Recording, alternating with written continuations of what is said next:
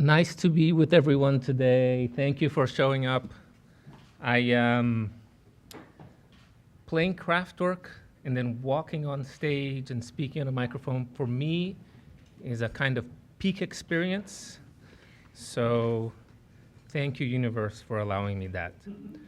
My name is Gianpaolo Baiocchi. I know most people in the room, and I want to take a minute to thank you for coming out today to celebrate our current and past fellows and talk about our work these last 10 years and celebrate with us.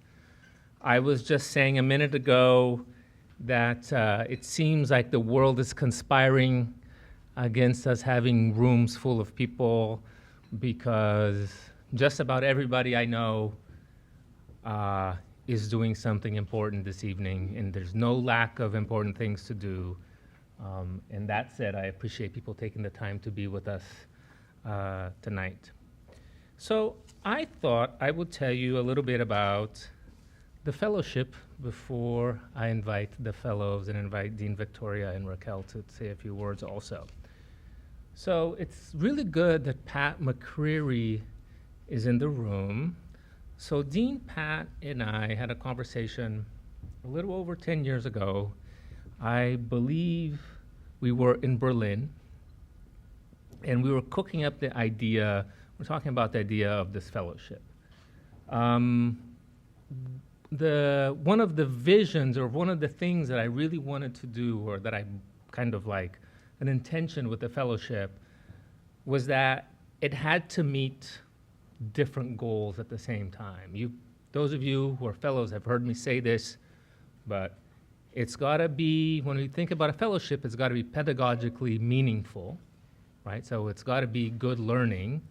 I don't want to be calling organizations where I know people to say, hey, can you have somebody do an internship? And just 10 years ago, it would have been Xerox. 3 years ago, it would have been Twitter. Now, do the TikTok or whatever. I didn't want that. So this is the first thing.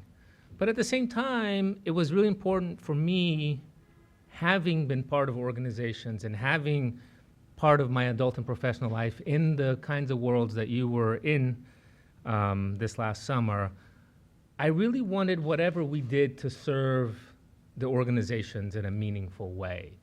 So at the same time as I didn't want to just be sending people, whenever a student or a partner or a fellow shows up at an org, it takes time and resources. So, as I'm sure you all can attest, the cooler the organization, the more things they're trying to do at the same time, therefore they have less capacity. I didn't want this to be a drag on an organization, but I actually really wanted it to be helpful. I wanted our partners, after every time a student came back, to say, we appreciate you're sending us this person. This was a meaningful contribution to us. One of the things we try to do differently is go back to organizations every year for that reason. So we develop long-term relationships. It's a point of pride. Raquel and I are very proud of the fact that organizations and people at orgs have no problems calling and complaining. So the lines are open. Feel free to yell if you need to, and very seldom do they. So this is the second thing. It's got to be a good educational experience. It's got to be good for the people we're working with. Third, and this is going to connect back to Pat in just a second. It has to be, I thought it had to have good content. It had to be driven by big ideas. At Gallatin, we do practice-based research in all kinds of domains. And practice-based research is a little bit different than practice-led research. So practice-led research might be you go to an org and spend time with them and say, okay, I think you should have a desk that's further away from the front door, and I think the lunch break should be longer. There's lots of things you can say. I actually wanted you to be involved with the big ideas that drove you to this work in the first place. I'm always very proud when someone comes up here and presents a super high concept project. I'm investigating racial capitalism and neoliberal urbanization. I love it. Whatever you mean by that, Those kinds of big ideas need to be animating your work. And then finally, Urban Democracy Lab is a non-partisan but social justice-oriented part of NYU. That is, we are driven by certain values about social justice, about civic engagement, and it's important to the partners, to us, that that kind of North Star be there in everything that we do. So this, we call it the quadruple bottom line: the education, the return to the partner, the big ideas, and then the social justice civic nature. Every single fellowship has to have these. And when I talked to Pat, he told me two things. One, that sounds very difficult. And two, don't lose any students, meaning don't do a fellowship where you have like, sometimes students disappear. And I'm proud to say we've not lost any students. And second, by and large, every single project this year, the year before, the year before, and the year before has met those goals. Almost every time after you leave, we hear back from organizations. Almost every time, I am so proud to hear that people are thankful and appreciative of the work that you do. We've now been doing this for 10 years. It's hard to believe. We have a couple of amazing Gallatin alums who are going to talk about their work. But if you kind of look around New York City and the organizations from the Lower East Side to places in Brooklyn, to UHAB, you see there's a ton of Gallatin students running things and doing things. And if you dig in a little further, like, oh, they were a fellow. And I'm very proud of that. I'm very proud of the fact that many of you do this and keep up the relationship because it's worthwhile, it's important, it's fun, it's meaningful, and then you get called back when a position opens up. Our goal is not to train organizers, not to train people to work in nonprofits, but we take it as a huge, huge compliment when people wind up working there. So this is what I wanted to say. I wanted to say a couple of big thank yous. So Dean Pat McCreary, super important in getting this started and believing the vision, talking us through all the specifics of putting something like this together. Becky Amato, who's going to come in by video, was super important in the first few years in making this happen. Raquel Forrester is an unbelievably great person to work with. And as you're kind of like hearing my description, to do all those things actually takes, one, a lot of flexibility and goodwill on your part. Two, it takes a lot of conversation. And Raquel has just been amazing at that and keeping the lines open and keeping our communication going and really listening to partners, really listening to students. We sometimes say we do kind of like slow food version of internships, and Raquel is hugely important in that. Dean Suzanne Wofford, who's not here, was a big believer in this weird idea at first. She thought the name, she wanted to come up with a name that was kind of funny sounding, so GFUP, kind of funny, I guess. That's Suzanne's idea in early funding. Dean Victoria and Dean Alejandro have been super important in keeping us going. So, and most of all, we have a couple of alums here. We have a couple of alums who will be spoken about. But I'll thank you, the current cohort, in lieu of thanking everybody. Every time, I really, really appreciate your work. I appreciate your goodwill. I appreciate your patience.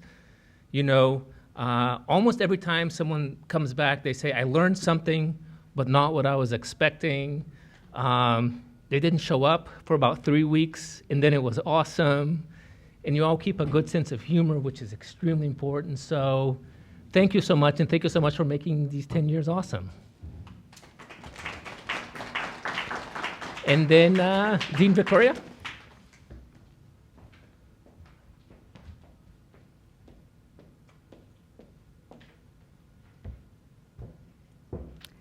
Good evening, everyone. Thank you so much for being here with us. I'm Victoria Rosner. I'm the Dean of the Gallatin School. And I just think this is an extraordinary and celebratory occasion, not just to recognize the fellows this evening, but to recognize 10 years of the GFUP program. Programs like this, as Jean-Paulo was saying, are extremely difficult to administer. They're extremely difficult to fund. They require so many relationships, so much infrastructure.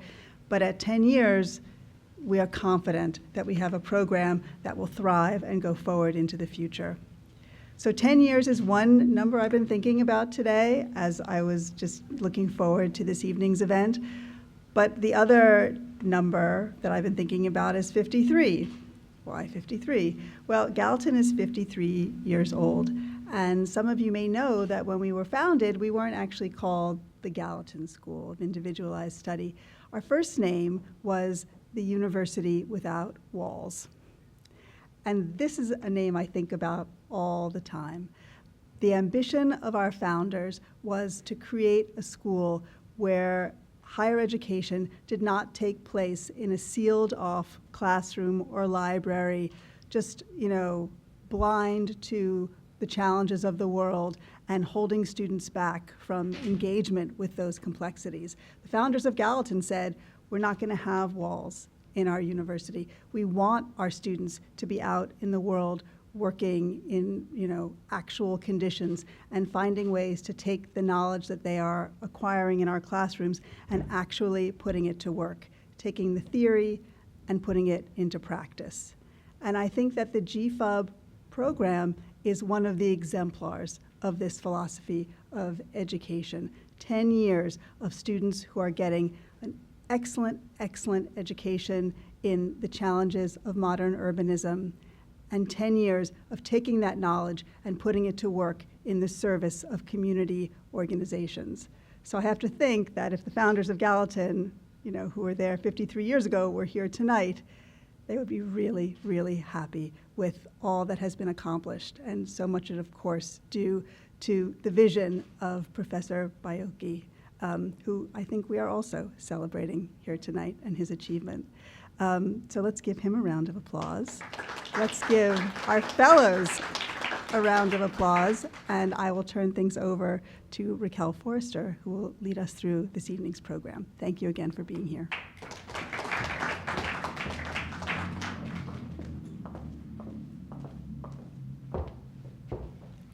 Hi, everyone. I'm Raquel Forrester, and I work with Gianpaolo and everyone at Gallatin as the Associate Director of Civic Engagement.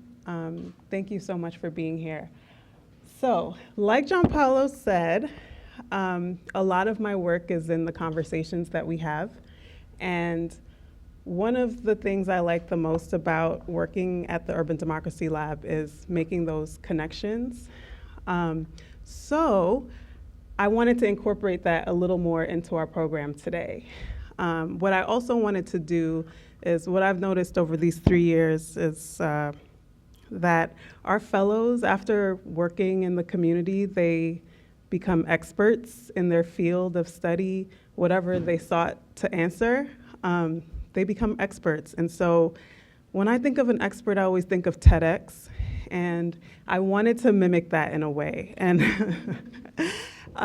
we couldn't quite get a TEDx license, but we got something else, and it's called Pecha Kucha, or Pikachu, as I know some of the fellows have called it. And it's a rapid fire format that just allows our fellows and our speakers to really get their point across and showcase their work and showcase the communities that they've been serving. And so that's what we're doing. But at the same time, we want to have a lot of breaks as well. We know it's a long program. So we're going to have 3 rounds of presentations. 3 of our fellows will present, and then our esteemed community partners and alumni, 1 of them each will present in each round. Thank you so much for being here. And then we'll do a break between rounds. And then at the end, we'll have some remarks from Becky Amato, who's my predecessor and who was so important for creating this program. And then we'll go into a reception.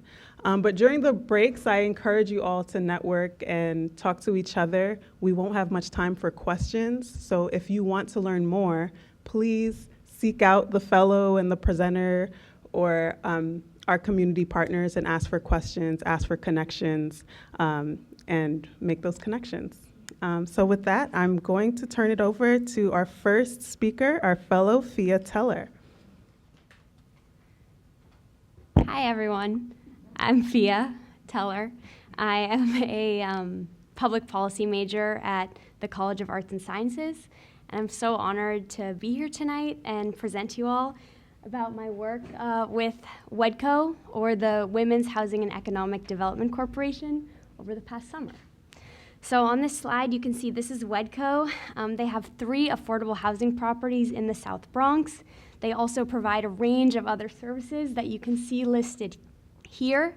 And I was very lucky to work with them over the summer in bringing their services to life. So WEDCO's guiding framework centers around holistic care for their community. As you can see, they provide so many programs, and all of those work together to enrich the community of the South Bronx.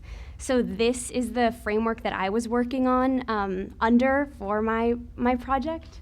And my project in general was using data collection and analysis to improve WEDCO's services, from tracking tenant arrears to improving their childcare services to creating databases so that they could better organize and refer back to information. So my first project, my main project, was centered around tenant arrears. Tenant arrears is rent that has not been paid. And through creating a database, I helped WEDCO to try to mitigate these arrears and help support tenants in paying their rent. So as you can see, my problem statement is, how can I use this data collection and analysis to illuminate the arrears situation at WEDCO? Illuminate means mitigating it, understanding where tenants are coming from, and understanding what other demographic factors may be correlated with arrears and how to support tenants in paying their rent. So this is the data that I worked with, arrears records from the past 18 months of the 500 plus tenants at WEDCO's 3 properties. So it was a pretty big data set, and a lot of my work was organizing it and making it accessible so that WEDCO can use it in the future. I also investigated other variables related to arrears that you can see on screen, including rent, subsidy, HBD violation status, one-shot deal status, and use of WEDCO family support services or counseling within the WEDCO organization. And just to clarify, HBD violation is when a tenant in their rental unit is not in compliance with building codes. One-shot deal is emergency HRI financial assistance that covers the entire amount of rent arrears, the entire amount of money that isn't paid. So we were using this information about the tenants to see who was more likely to have arrears, what amount of arrears you had based on these variables. So this is my process here. Data entry from various sources throughout WEDCO. I put it all in Excel, cleaned it up so that it was accessible. I sent it to the board, to my supervisors, so people could use it and they could finally see these trends. And then I'll go through a few of the findings. The first one is how many tenants currently have a balance greater than their monthly rent, which is arrears. Unfortunately, at WEDCO is over 50%, so it's clear that we identified the problem, and now WEDCO can work towards solving it. WEDCO family support services, tenants that had used these services actually were more likely to have arrears. Maybe if you're in trouble, you go to the counseling benefits for help. So that's a correlation that's interesting that WEDCO can investigate further. Also, do tenants who have applied to one-shot deal, this fix-all rent payment, have higher arrears? And in fact, they do, because often tenants let their arrears build up in anticipation of getting this government service. So that's very interesting that we found that in the data. It's something that WEDCO can then address with the tenants. And then also tenants with HPD violations are more likely to have arrears. So once we identify these findings and these trends, these correlations, WEDCO can now better identify the tenants that may be more susceptible to accumulating arrears, and hopefully in the future create a system to prevent that. So as I said, WEDCO can use this data as just to be better informed about their tenants and how to best support their needs. They're also beginning to do qualitative interviews this fall, and they will use my data as a backbone for that to understand what questions to ask, where to probe, and how to understand the arrears situation. I also wanted to highlight a few other projects that I did. The first one was building a violations database for all 3 of WEDCO's properties to track various NYC agency violations, which was just helpful for them to have it all in one place for the first time. And then another project that I did was related to their child care provider department and their business development department. WEDCO works with many local child care providers providing business classes and child care classes, and they wanted to improve their services. So how I did this is we created a KPI together, a key performance indicator, and which in this case was how many local child care providers enrolled versus attended in their classes, in WEDCO's classes. Then I organized that data, measured the KPI, enrollment rate, attendance rate, and with this data, it allowed the business development department to improve their services and reach more local child care providers. So this is a picture of me and a pizza. I thought it was very reflective. And I would say that I loved my work this summer, and it made me want to continue doing research and meeting people, doing field work, as well as creating, really data-backed solutions. So thank you so much to everyone here tonight. Thank you to everyone at Gallatin, and my classmates who we went on this journey together. So thank you so much.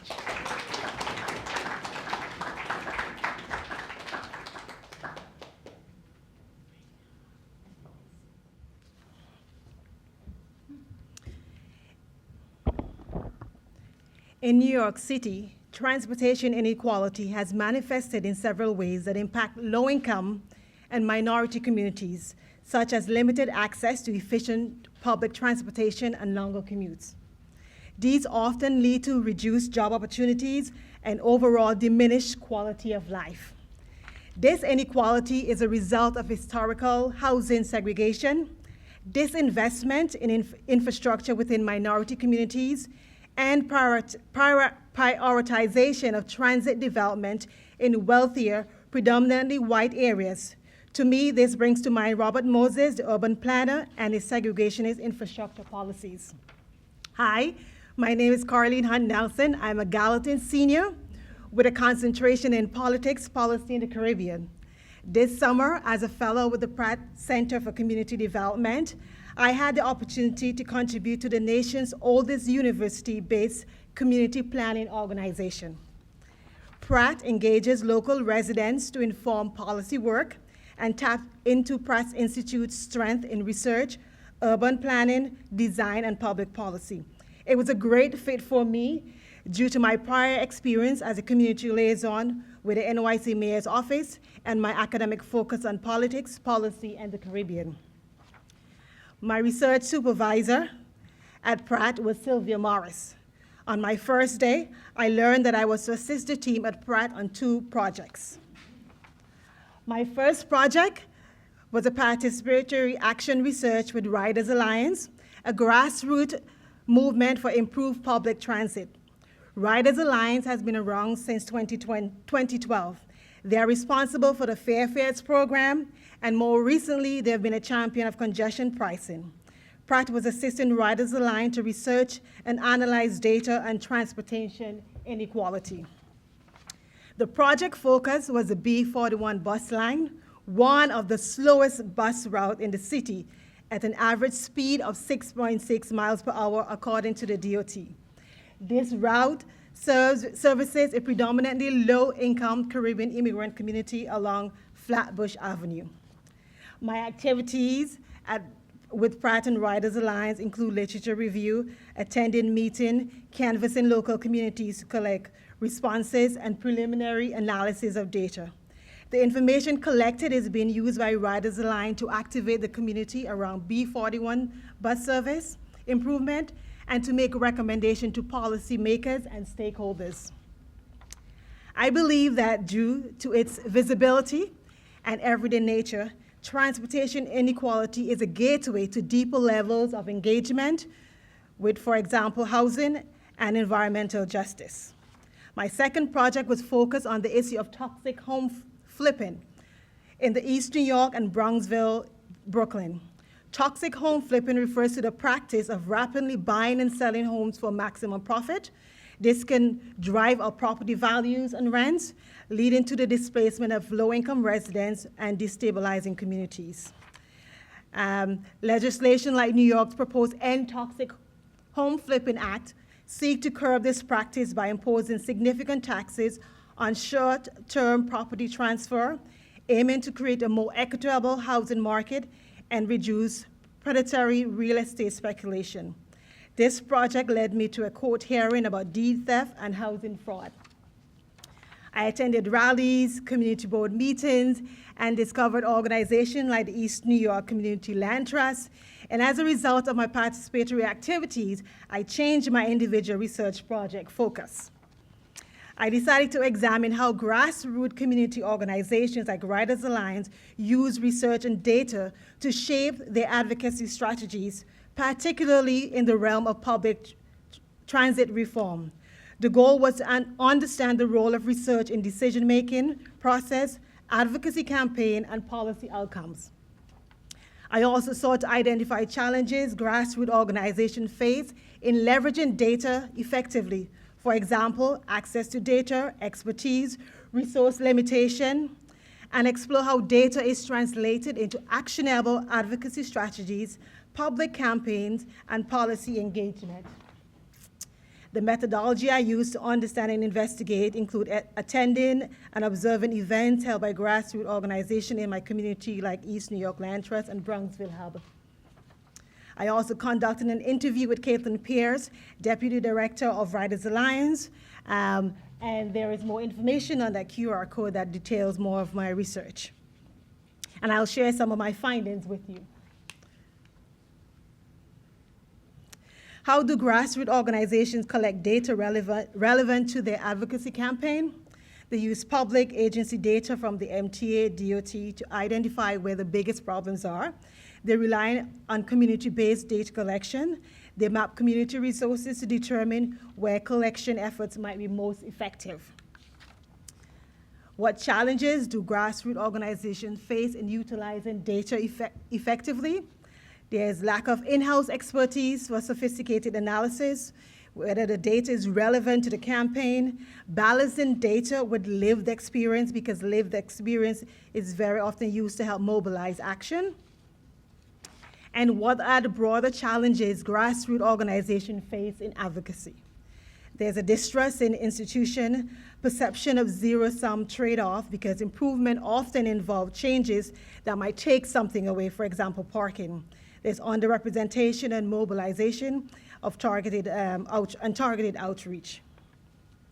So, despite these obstacles, grassroots organizations continue to find ways to creatively leverage data, build coalition, and push for meaningful changes in their communities.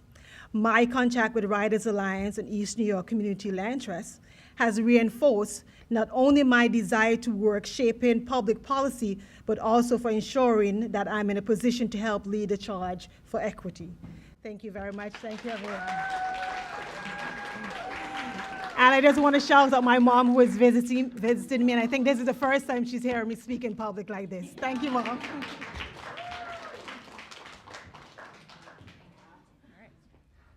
Hello, my name is M. Ingram, and I'm a senior at Gallatin, and my interests include journalism and discard studies. That's environmental and political studies kind of combined.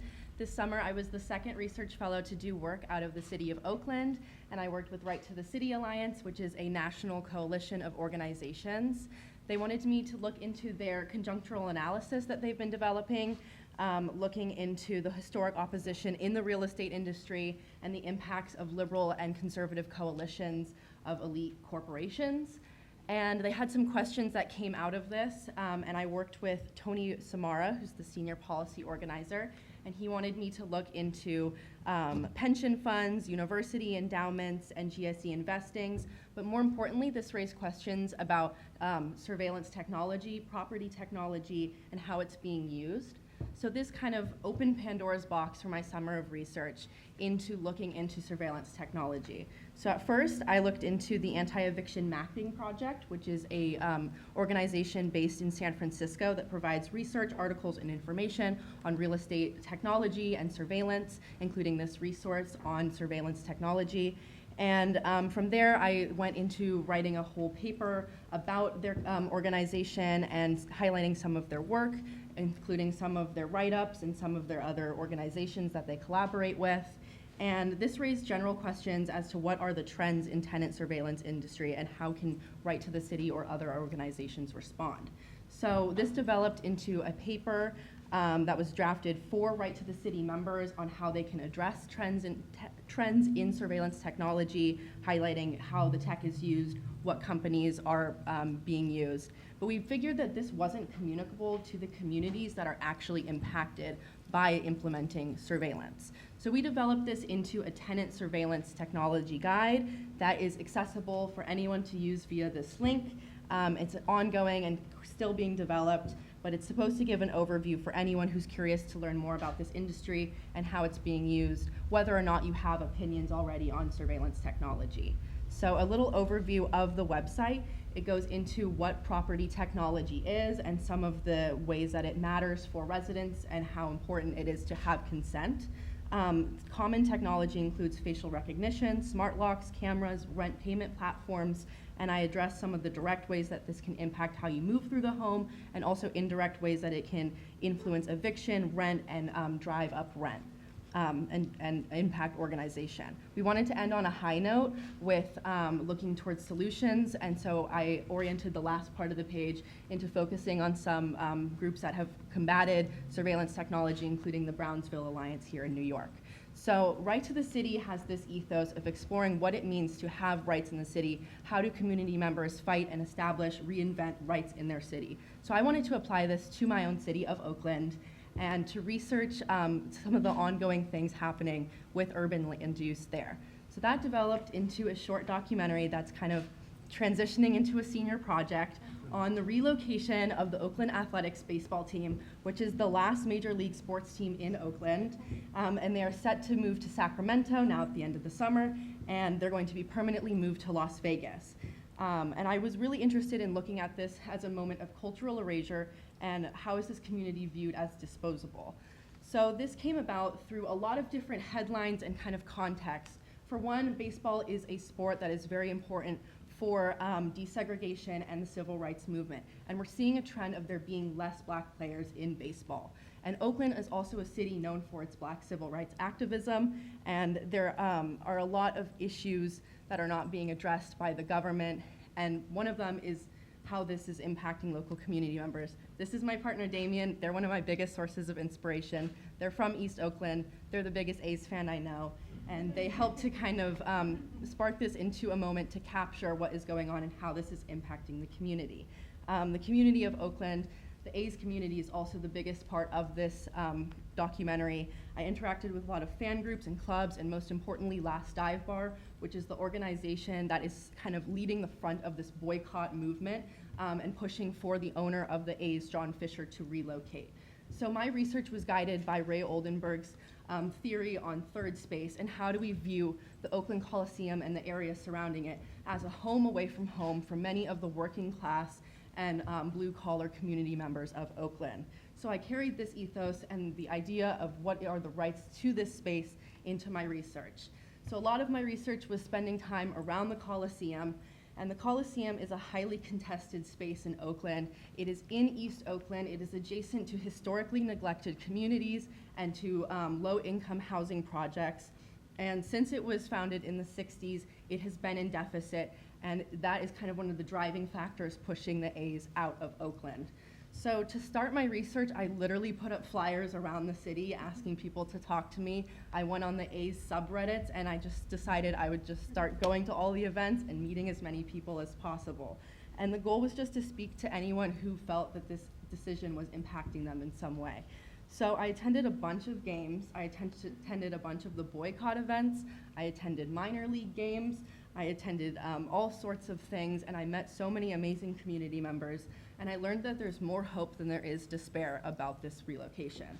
A lot of these events did have kind of a feeling of a funeral, but there was a lot of positivity that this was going to continue to build the community in new ways.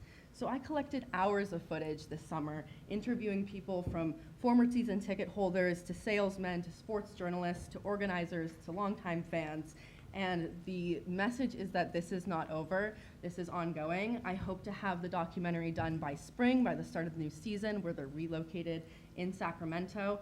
You can actually listen to an episode that I did for Thursday Night Baseball at the college radio station about this project, and you can visit my blog for more information.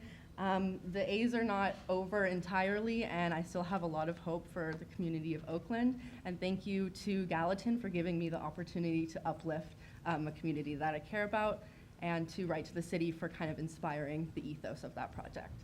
Thank you.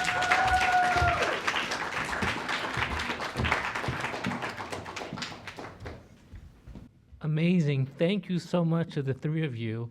And let me invite to the space our good friend Sumati Kumar. Where are you?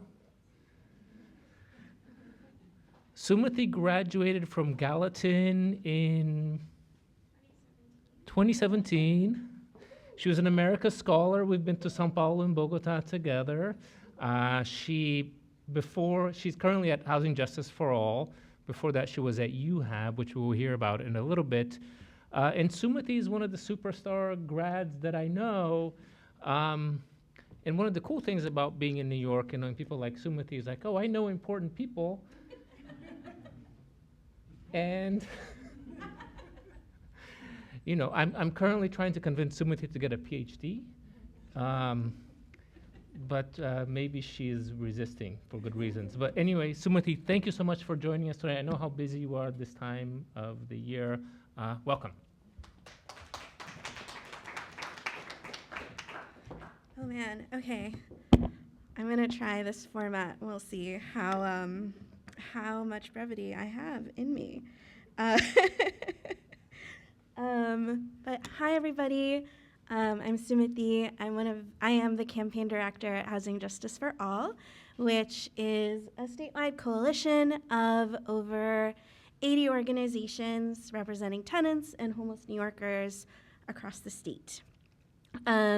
We are fighting to transfer housing into the hands of the people, one way or another. So I'm going to go through a little bit of our history and where we are now.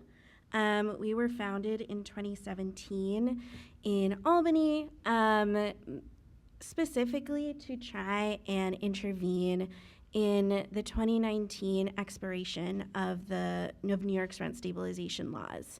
And so we were founded 2 years before that to try and do things differently. The first thing that we tried to do differently is groups within the coalition really tried to electoralize our demands for universal rent control. Wow, this is going really fast. We did win, which is great. It was a huge victory. And since then, I'm just making sure. We won big. We closed the loopholes. And immediately after that, the pandemic started, and we transitioned into fighting for an eviction moratorium and canceling rent.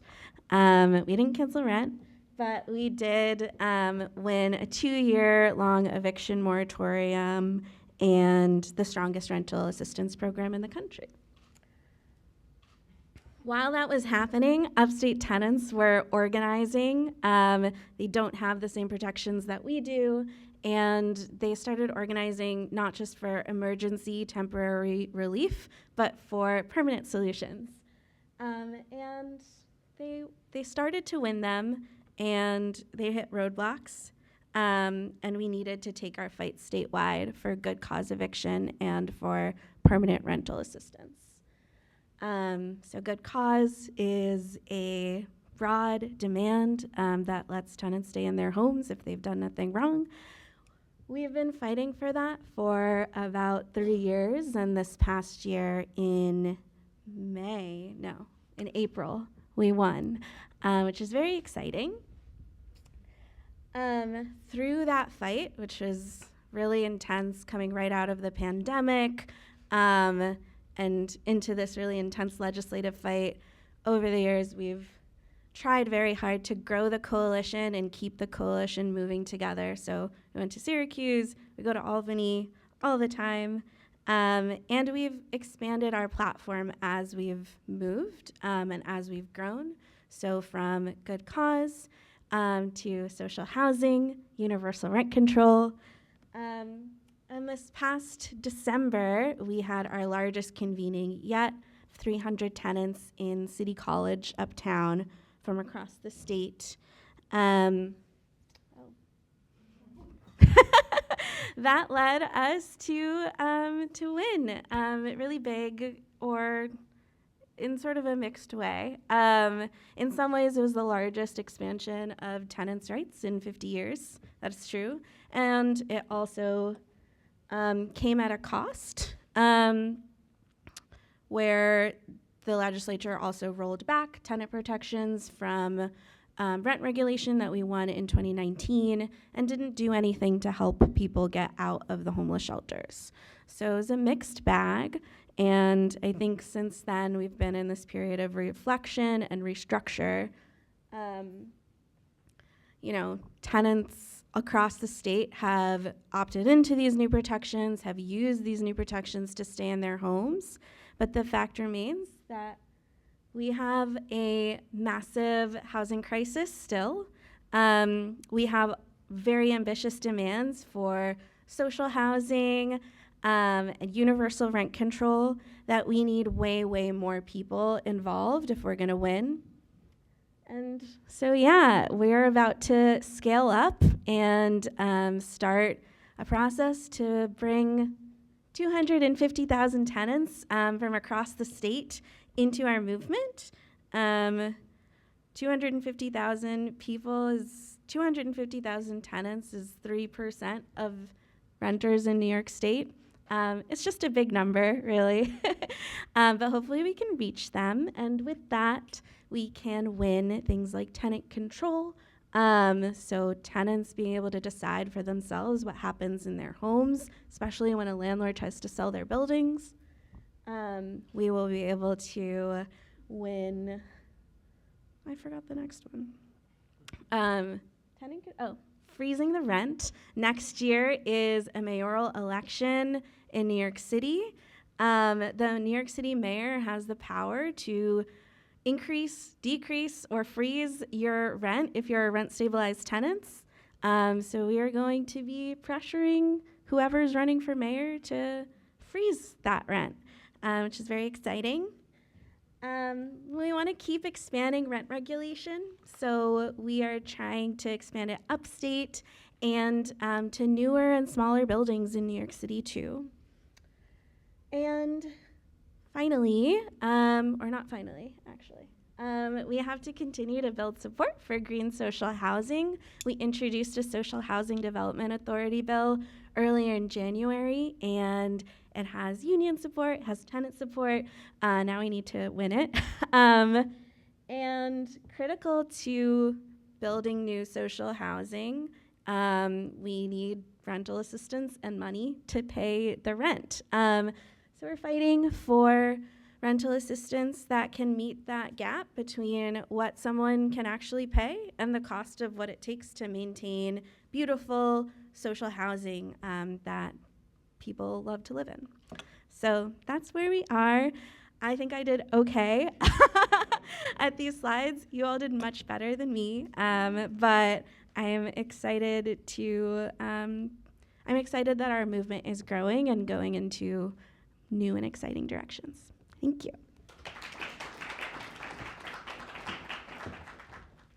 Okay, thank you to our first round of presenters. I forgot to mention the title of that round, which was Urban Challenges at the Intersection of Access, Affordability, and Technology. Okay, so now we have a break. We're gonna take about a 10-minute break. And yeah, so take an opportunity to network and all the things. We'll come back here at about 6:05 for our second round. Thanks.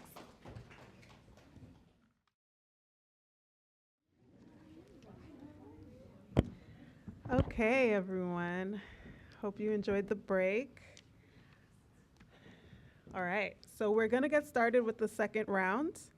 The second round is titled Reclaiming Space, Healing, Community, and Art. I'll just say everyone's name now and they'll come up in the order.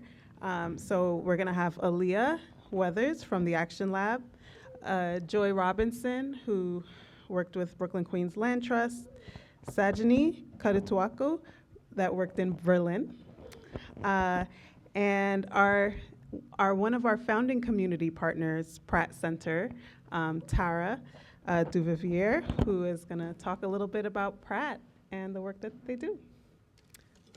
Okay, so I'll hand it over to Aaliyah. Hi, my name is Aaliyah Weathers. I am a second-year master's student in the Experimental Humanities and Social Engagement program. As an interdisciplinary student, I have been studying the intersections between social movements and cultural production. This summer, I was partnered with the Action Lab, a strategy center that convenes organizers and artists, lifting them out of their immediate day-to-day duties, lifting them out of their immediate day-to-day duties to come together and foster opportunities to think about long-term radical change. Their method of accomplishing this is holding retreat-style gatherings and programming that focuses on political education and strategy, as well as art as an organizing tactic, leadership, and how to be in community with your fellow organizers. Inspired by the Action Lab's mission, I began to research movement sustainability. As many of us know, burnout has become incredibly topical among adults generally under racial capitalism.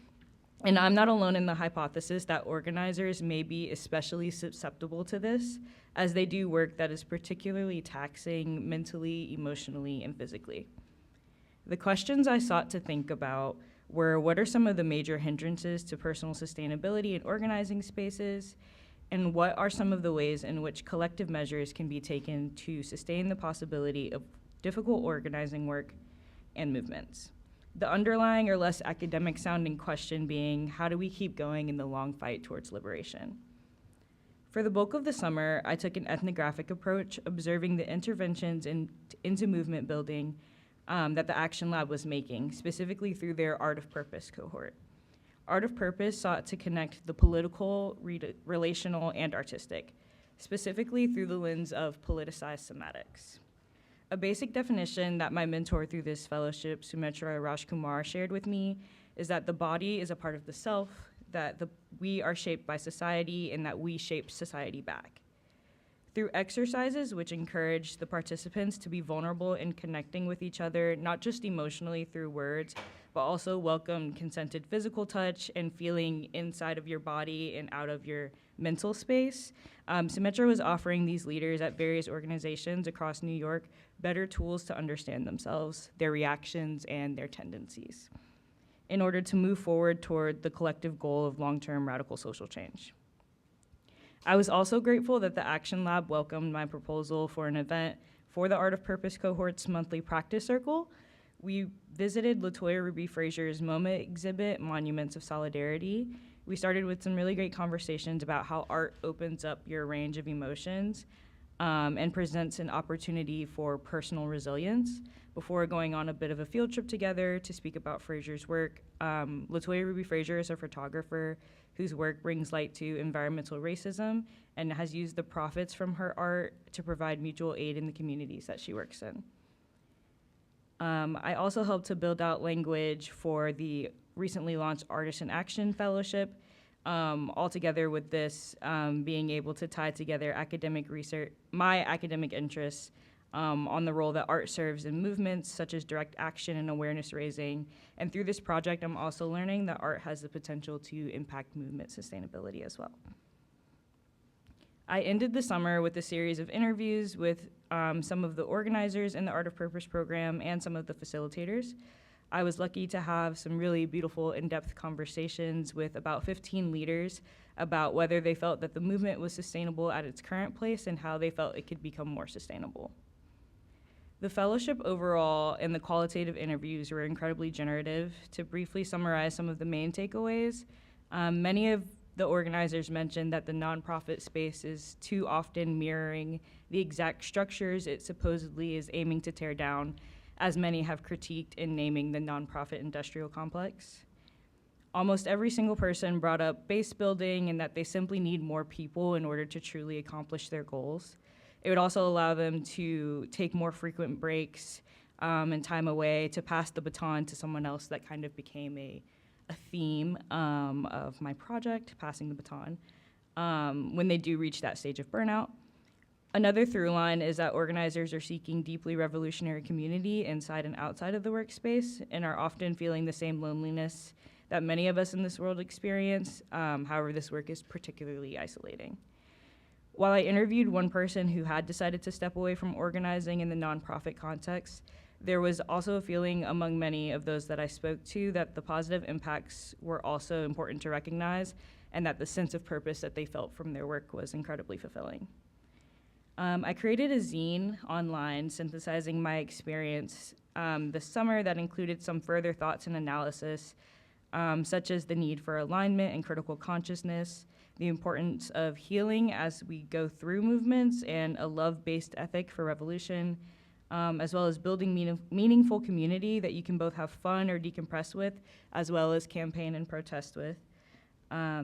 The information reflected in the zine, I think, can not only be used by Action Lab, but many of their partner organizations to spark conversations about this. I think a lot of this comes from just talking to each other, telling each other that they're struggling, and I hope that the zine can be a part of that. People can bring it to their meetings, talk about centering and breathing and some of those things that sometimes when we're go, go, go, we're not just doing and thinking about naturally.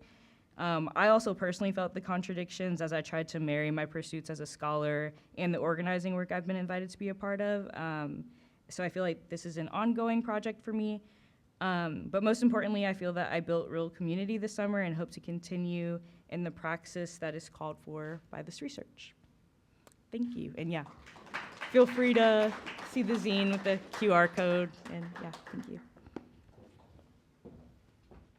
Hello, everybody. My name is Joy Robinson. I am a senior at the NYU School of Gallatin, Interdisciplinary Studies, with a concentration in urban food studies and urban food systems. And through GFUP, I had the pleasure of working with the Brooklyn Queens Land Trust. They are a land trust that was formed to protect gardens that were essentially started on abandoned plots of land throughout New York from the threat of land reclamation by the city under the Giuliani administration in the late 90s. Presently, it is the administrative body to a very dispersed network of 37 gardens across Brooklyn and Queens. They are all diverse in location, functions, engagement levels, desires, and identities. BQLT has strived to maintain and preserve this land. However, they have definitely taken it a step further, prioritizing providing resources to gardeners and encouraging a sense of autonomy that each garden has in their operations. I knew that through this fellowship, I wanted to explore the relationships that make up this vast net of garden connections. I found myself in discussions with members of the BQLT board and staff, grounding my research in an analysis of systems of mutual aid, a theory of mutuality and community interactions initially established by philosopher Peter Kropotkin, present in BQLT gardens. Mutual aid has been a popular keyword in the past years with a multitude of different understandings. Using foundational theories on resident democracy by David Harvey, theories of commoning by Silvia Federici, and the work of Miranda J. Martinez in Puerto Rican gardener identity in Losaida, I focused a definition on mutual aid in which the fulfillment of material and non-material needs are built upon reciprocity, shared identity, and solidarity, rather than through charitable or monetary forms of exchange within gardens.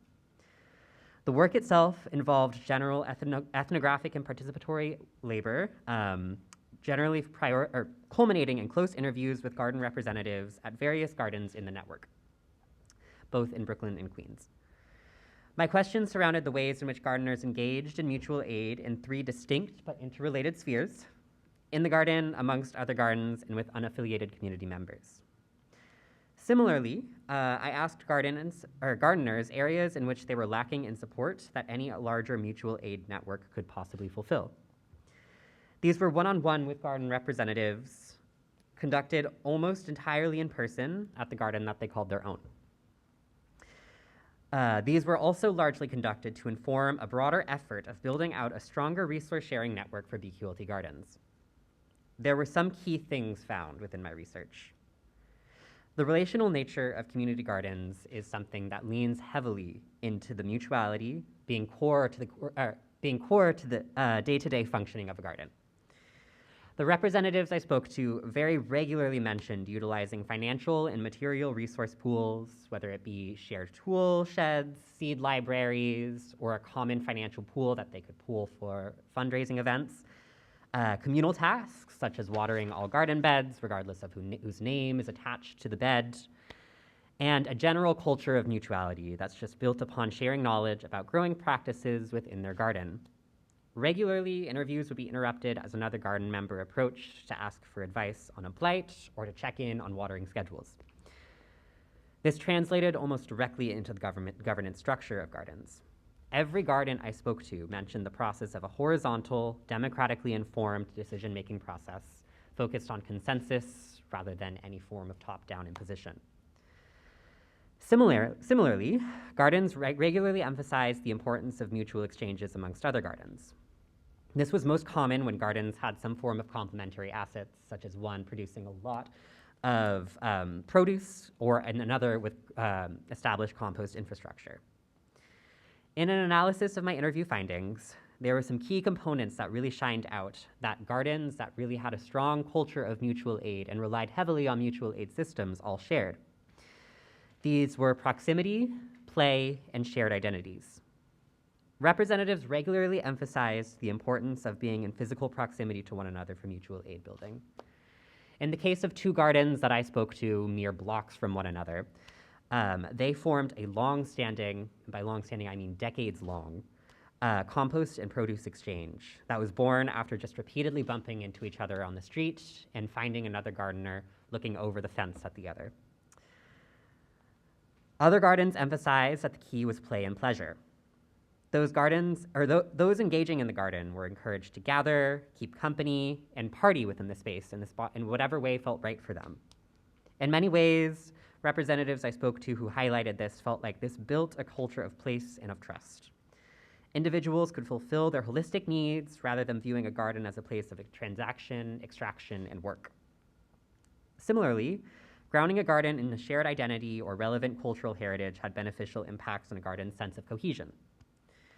Relying whether on political, racial, or ethnic identity markers, representatives often shared that doing so gave a cultural precedent on which operations could hinge from and a greater sense of trust that mutuality could be born from.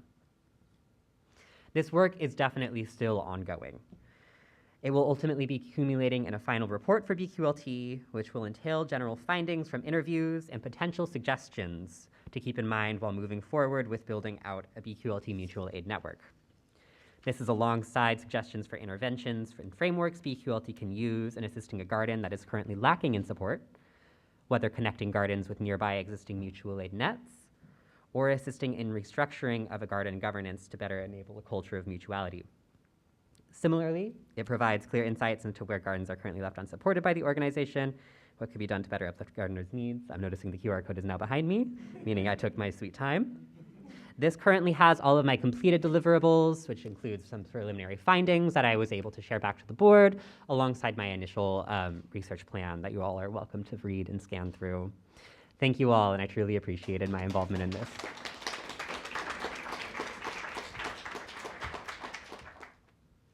Hello, I'm Sajani Koituaku, and I'm a fourth-year student at Gallatin.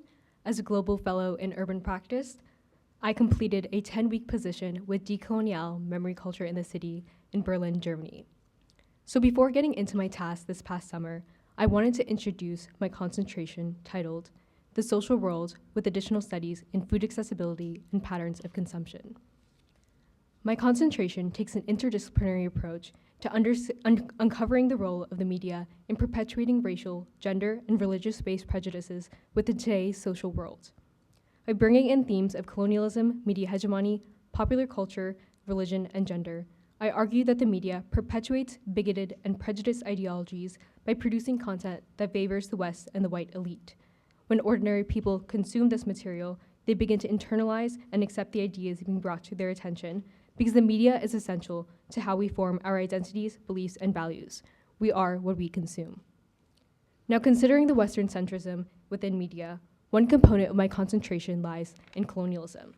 So accordingly, I was paired with Decolonial Memory Culture in the City in Berlin, Germany.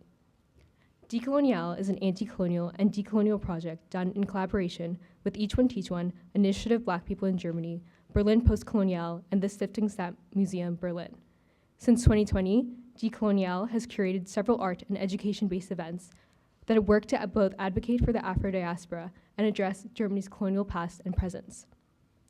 They hold a festival in November of each year, which brings people from across the world together to discuss colonialism and make steps towards a more equitable society. Festival events have ranged from an exhibition on African liberation movements to a panel discussion inspired by the Bandung Conference. In the upcoming 2024 showcase, Decolonial will hold various workshops and presentations under the themes of resistance, transnational perspectives, and recentering marginalized voices. The Berlin Conference and the role of the church in creating Germany's colonial empire will particularly be discussed. Decolonial was first introduced in 2020 as a 5-year project, so this year will be the final year the project will be running. My work at Decolonial this past summer was thus focused on supporting the team in their final efforts. I served as a research assistant and engaged in an additional independent project to document and memorialize their work. So as mentioned, Decolonial brings people from across the world to discuss colonialism and make steps towards addressing it.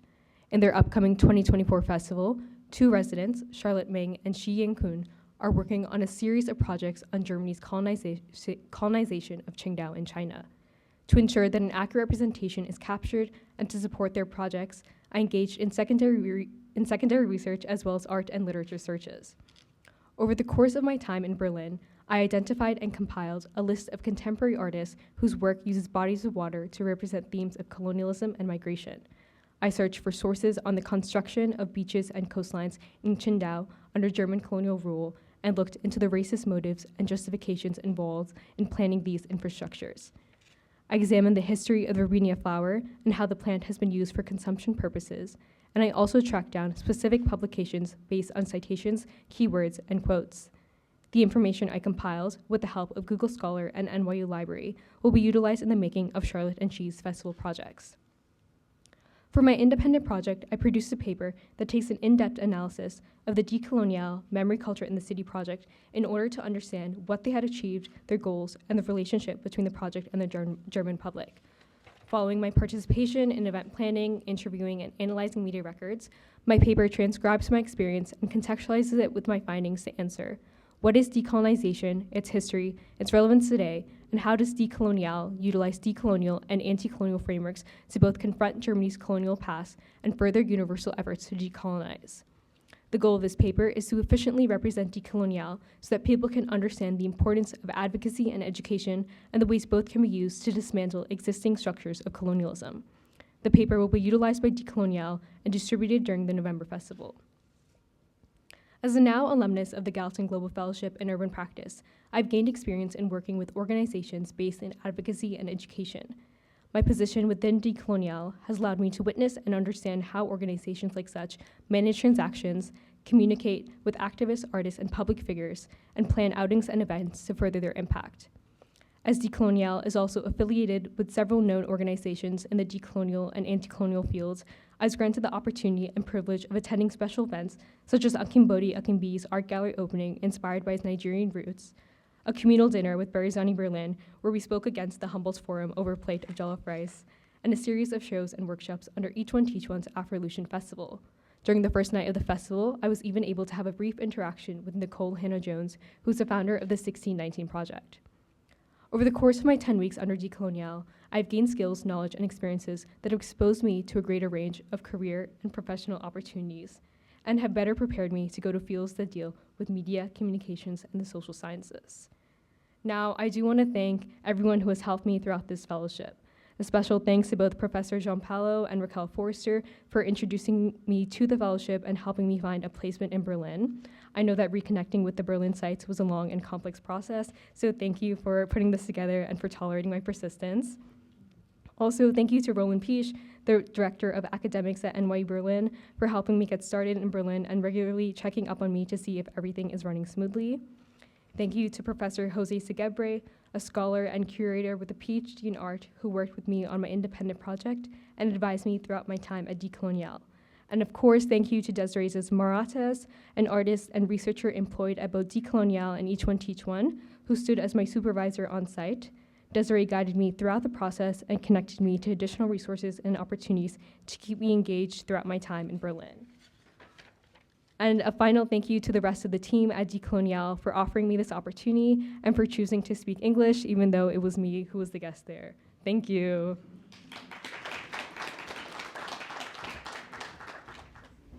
Okay, thank you, fellows.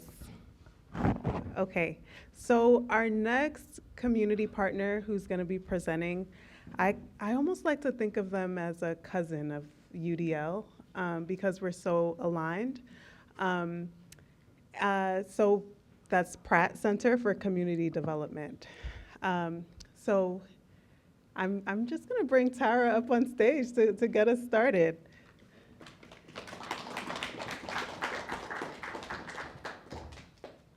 Thank you all for having me. These presentations are fantastic.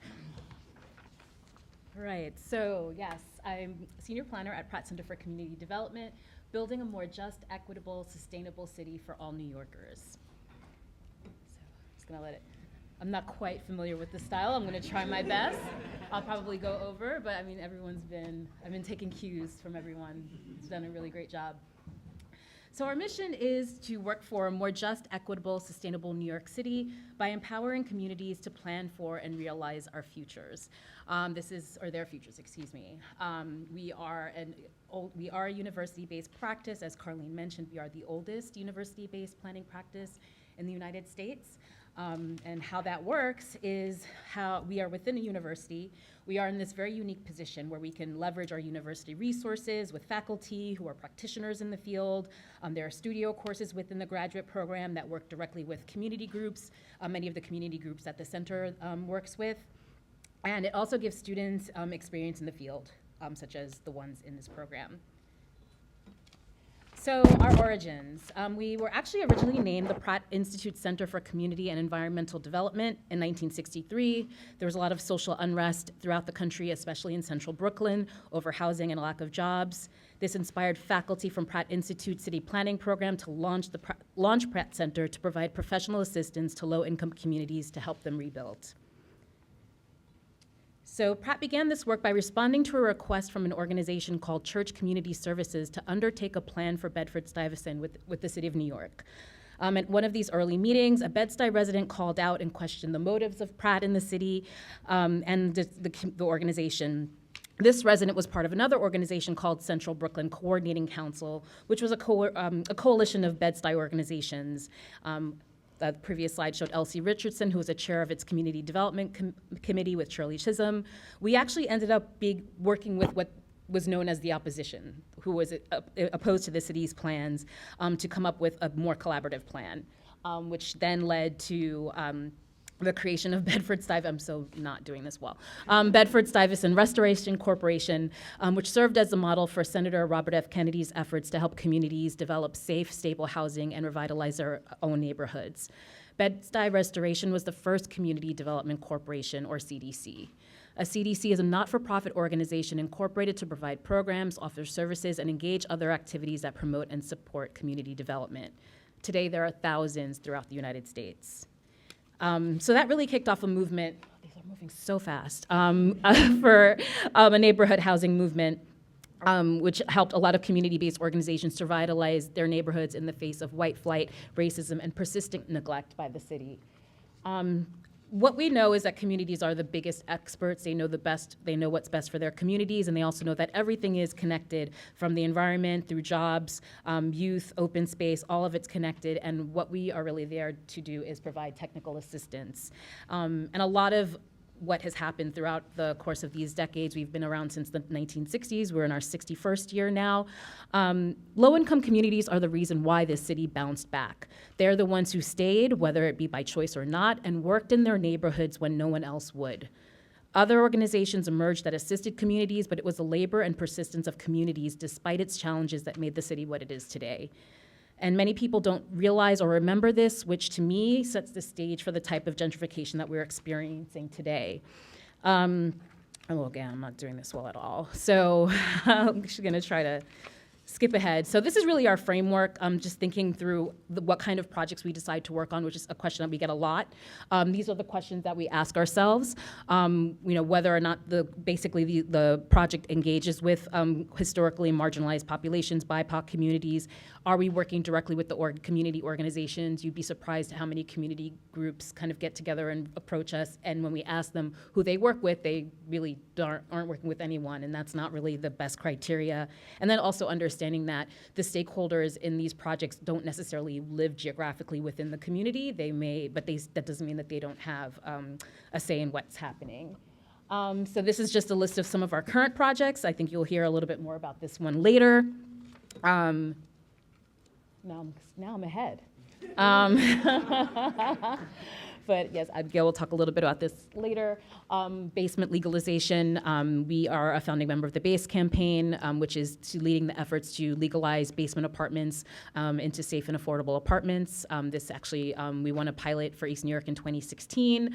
And now in this year, we won a state pilot program that would enable more community districts to have legalized basement units. You've heard a little bit about community land trusts already, but we also do provide technical assistance to the New York City Community Land Trust Initiative, which is a coalition of a bunch of different CLTs throughout the city, and pushing policy analysis and doing a lot of research and analysis to assist them. And as I had mentioned, everything is connected, including the environment and climate justice. So we also manage an energy fit program. We did a lot of community partnered work on this and over 15 years, and now we are at a point where we are retrofitting a number of homes throughout New York City that are owned by low-income people of color, electrifying their stoves, insulation, things of that sort, that will help increase not only the health of the buildings that they live in and their own health, but also make their buildings more energy efficient and therefore see cost savings. And we also have a Made in NYC initiative because we know the industrial sector in New York City provides a lot of jobs. We want to support that because we know there are a lot of local makers that provide a lot of jobs and so we have our initiative where we provide a lot of free technical assistance. We do photography, a lot of free services that would be really expensive to smaller businesses. We provide that for free through our Pratt faculty. Here's a number of reports that we also issue because we do know, as the first group of speakers informed you all, data is important. So we do a lot of policy reports and data research and publish it for access for people to take a look at. And then this is the crew. Some of you have already seen. Sylvia was in one of Carlene's slides. But yeah, we are a small but mighty group of people who continue to work and serve community organizations in New York every day. Thank you.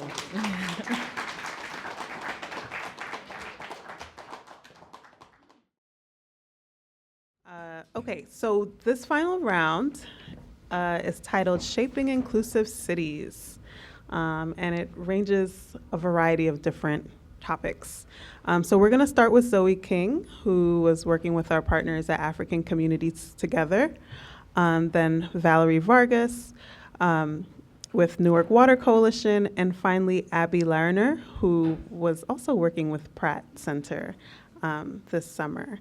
And then finally, we'll share some remarks from one of the founding people at Gallatin, Becky Amato, who really helped to create this program, and she just wanted to share her congratulatory remarks to Gallatin and to the fellows for kind of moving the needle forward. And then we'll close it out, and we'll have some wine and more food and opportunities to mingle. So with that, I'm going to pass it to Zoe. Thank you so much. Hello, my name is Zoe King, and I'm a current junior in Gallatin. I study philosophy, politics, and economics on the pre-law track, and I'm interested in international jurisprudence, human rights law, and the process of analyzing and defining the relationship between the state and its people. As a Gallatin Global Fellow in Urban Practice, I've had the wonderful opportunity to be able to work with African communities together this summer. My research focused on analyzing the depth and complexity of the relationships between law, policy, and community organizing for refugees looking to attain a protected status, specifically the granting of humanitarian parole for Sudan, and what qualifying barriers are in place that specifically make the status so difficult to attain. I began this work with a set of research questions, including, to what extent do nonprofit organizations like ACT that offer pro bono legal services draw upon or consider previous outreach efforts or filings for humanitarian parole under domestic jurisdiction from surrounding community organizations or initiatives to better their own legal efforts and/or advocacy efforts for communities within New York City? Which countries have been granted this status in the past, and under what socio-political or geopolitical contexts were they granted this status? I began to answer these questions by reviewing the existing information on humanitarian parole and the current situation in Sudan. I examined and studied the USCIS guidelines for application procedures, status of current on-the-ground warfare, eligibility requirements, and history of executive authoritative action when granting this status. I reviewed the current TPS, Temporary Protected Status designation, for Sudan and how the eligibility for that status differed from that of humanitarian parole. This included defining what constitutes quote-unquote urgent humanitarian reasons and what factors are incorporated in decision-making surrounding the granting of parole.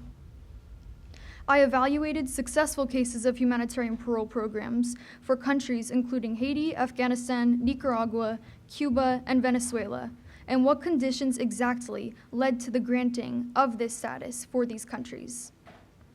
I compared these case studies to that of the status in Sudan. Further, I conducted interviews with the Deputy Executive Director of Federal Policy at ACT, and the Federal Policy Manager at ACT, who both led the humanitarian parole program that ACT is pursuing at this time. They're the only people in the country leading this specific campaign right now and have incredibly strong backgrounds in leading similar campaigns for similar protected statuses.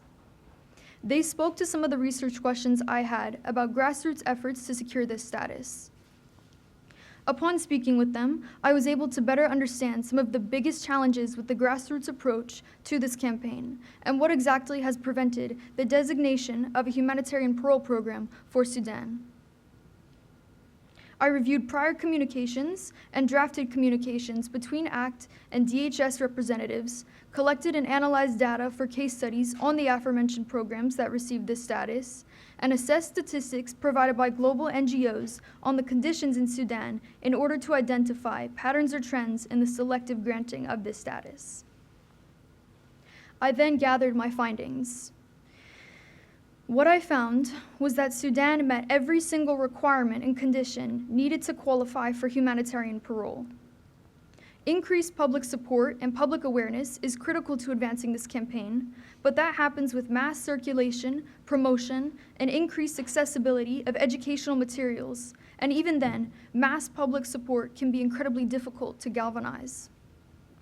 Support from congressional representatives is also crucial, and while there are a few representatives who have vocalized their support, the majority is not being vocal and calling for more attention to this current administration's obligations to Sudanese refugees. Because this support is reliant on communication and backing from representatives, as well as public education, it's incredibly difficult to organize and advance this campaign as far as it needs to go. In addition to this, there is only one organization working on this campaign for humanitarian parole, and that is African Communities Together. This status is typically granted for incredibly urgent situations, making it even more important to focus on this right now. It has been granted to numerous other countries with effectively identical and parallel conditions. At this point currently, there is no valid reason why it has not been granted yet to Sudan. It's clear that the status of Sudan has been neglected due to race, reflecting a long history of racism and selective empathy in the refugee resettlement dialogue. My findings essentially emphasize that there was a significant absence of international attention, national attention, public support, and media coverage for the war in Sudan. There has been significant social media coverage on foreign policy regarding Sudan, but actual efforts at the federal level to support Sudanese refugees are nearly non-existent.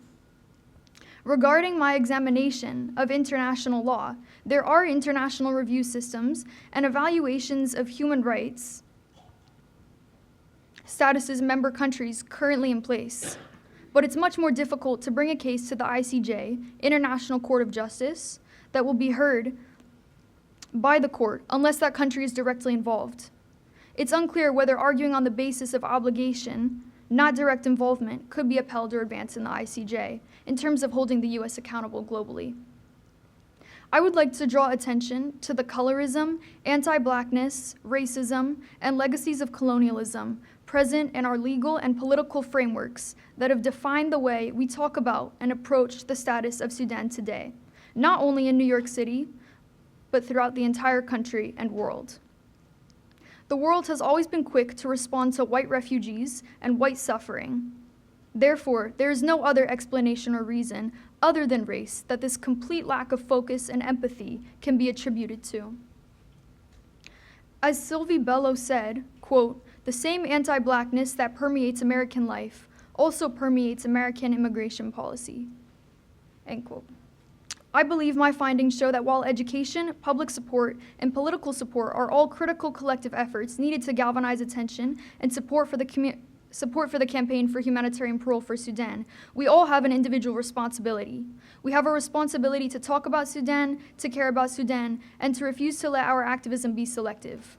We must demand from ourselves and from each other the decolonization and deracialization of our empathy. Thank you. Okay, my name is Valerie Vargas, and I am a senior at the NYU Silver School of Social Work, dual majoring in public policy with a minor in child and adolescent mental health studies. And my project will basically be a bilingual story time, understanding, entendiendo, the impacts of colonization on immigrants, communities in the United States. Throughout my project, I did do it both in English and Spanish, but I know it's not what we, oh, here you go. That was the atmosphere I was in, which is why I did it that way. So with that being said, the Newark Water Coalition is a grassroots organization founded by Anthony Diaz.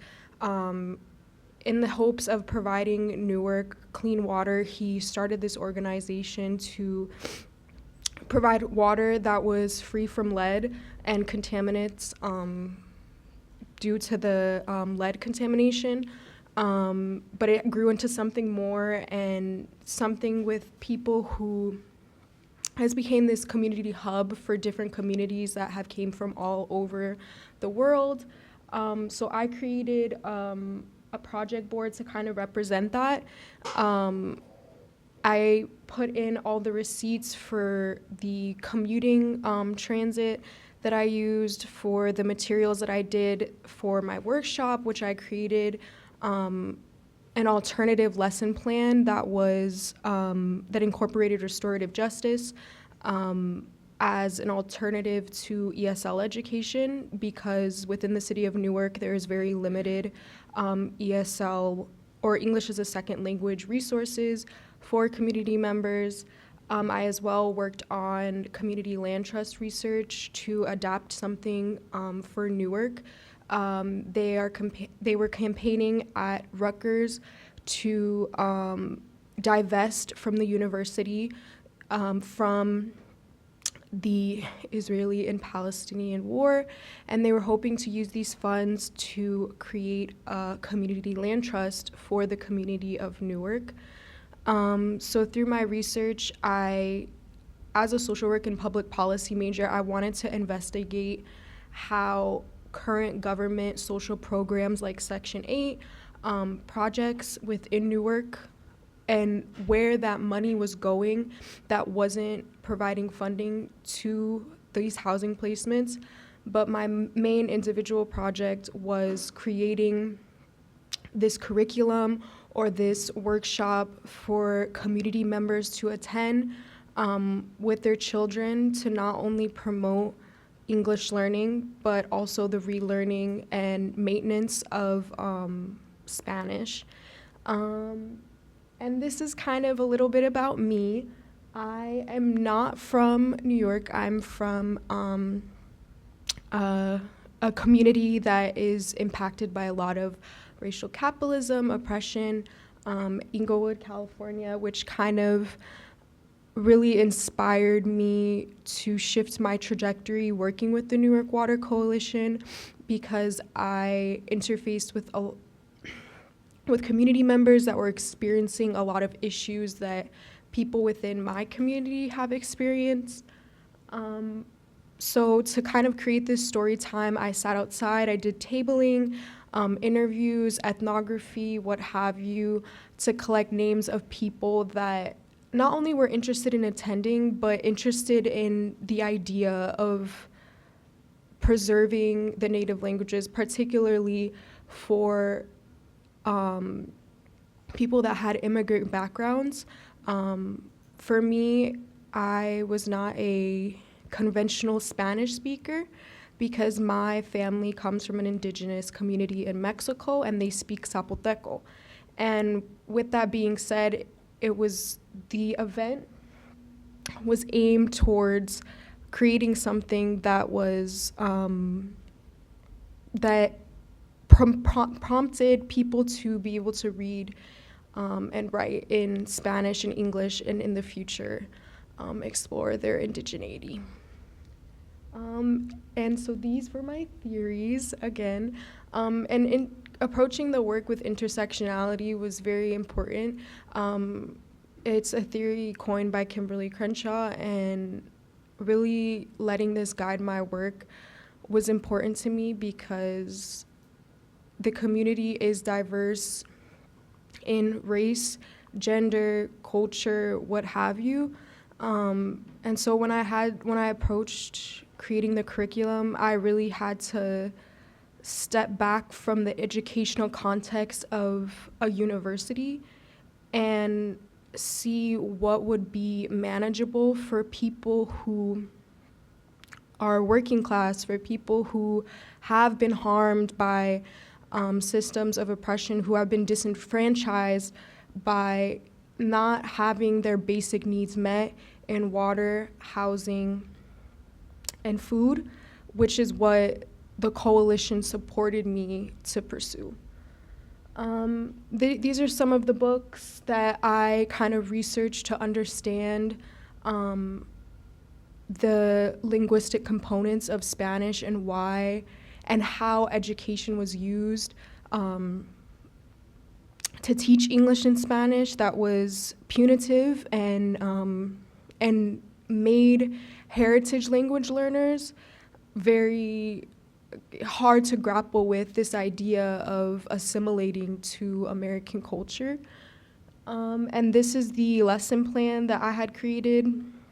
It's supposed to implement art as well, like in the sense of creativity, as well as discussion and connection by collaborating with other community members that would attend the workshop.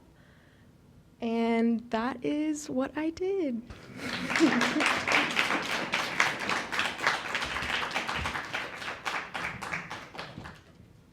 Hi, my name is Abby Larrier. I'm a senior at Gallatin. I study history and sociology, and I concentrate on the American Empire. I'm currently in the process of imaginatively questioning the past and its place in our American experience today. So I worked at the Pratt Center as well for community development.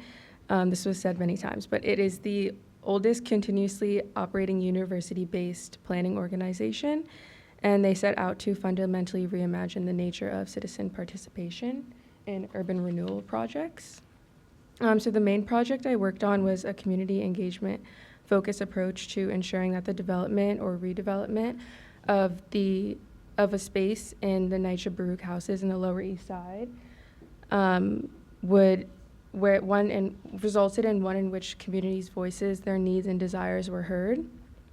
So when I began, a point of reference was a story map created by, I'm pretty sure, a former fellow. And it's a really good resource, so I have the QR code to it.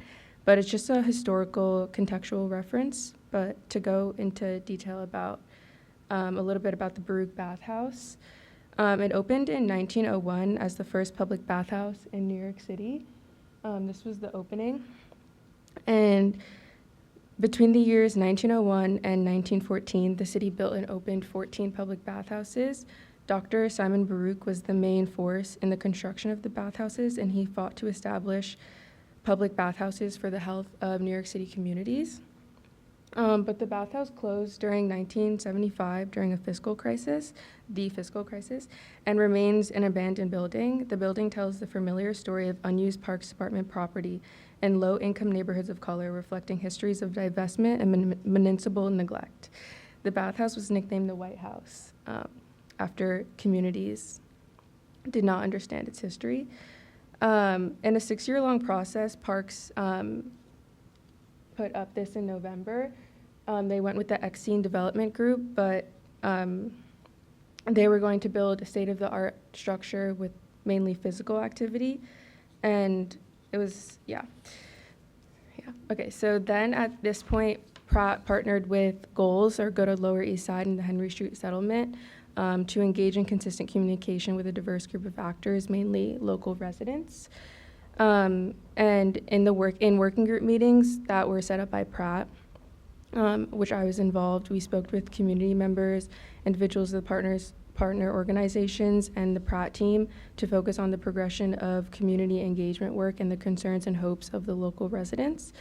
One concern was that the building was dilapidated with many unsafe and health hazardous conditions. In a working group meeting, a local resident expressed her concern about these hazards, and specifically the chemicals that would dissipate into the neighborhood, into local residents' homes, and with the future demolition of the building. And she believes that Parks does not share her same level of concern for safety. And then in the middle of my time at Pratt, the chosen developer X-Scene dropped out, and we had to, due to finances that they could not raise, and we had to kind of switch gears and figure out a new approach to the community engagement work that we were doing. We found out with this article by the city, and so while this was on hold, I was able to be a part of the Energy Fit project, the expanding Energy Fit project at Pratt. And 2 of my coworkers at Pratt were working on it and assigned me with creating an asset map and also learning about that project. And they partnered with Cypress Hills Development Corporation and Impact Brooklyn chiefly. And I went out to Flyer in East New York 3 times. Shout out to my dad, who drove me around East New York one day. But Energy Fit allows for qualified residents to receive free renewable retrofitting and repairs to their homes.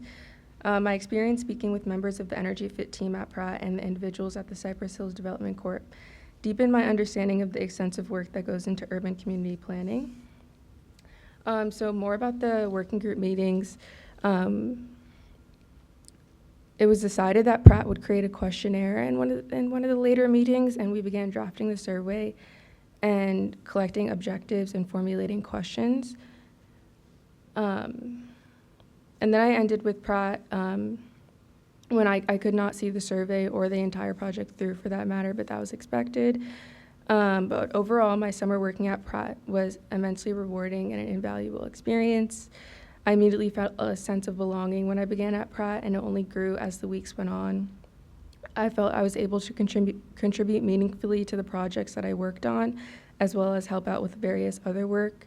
I always actively listened and learned a great deal during the short time that I was there. All of the employees welcomed me and respected me, and I'm beyond grateful to have had the opportunity. So a couple of weeks before I left the Pratt Center, I discussed my final project with my mentor, Paula. And I had the idea that Paula liked, and we worked together on the direction of my research.